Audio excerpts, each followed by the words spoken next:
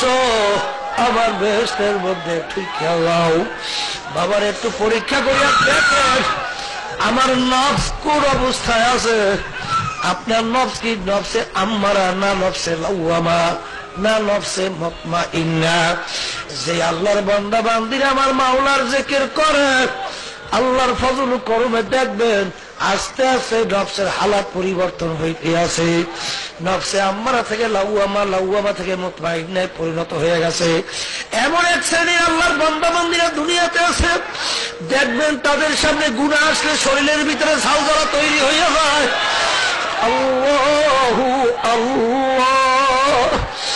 আমার মাওলা তাদের সম্পর্কে বলছেন তাকশাইরু মিনহু জুলুদুল্লাযীনা ইয়াখশাউনা রাব্বাহুম সুম্মা তালিনু জুলুদুহুম ওয়া কুলুবুহুম ইলা যিকরিল্লাহ।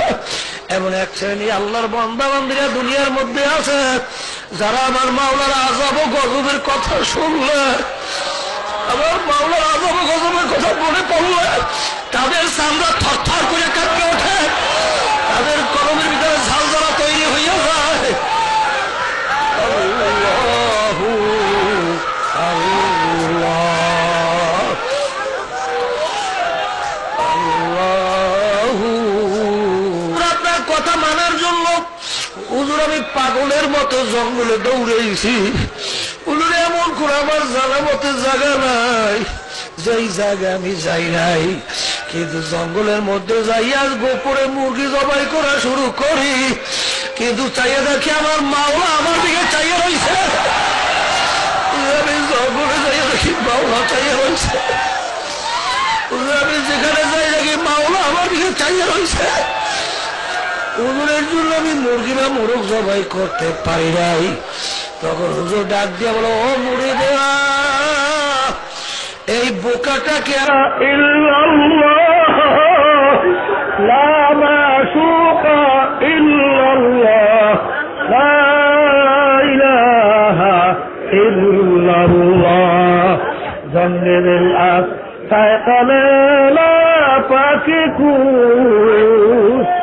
ইরতে বাদে মুহাব্বত পাকিকু আল্লাহ আল্লাহ আর তামান্না।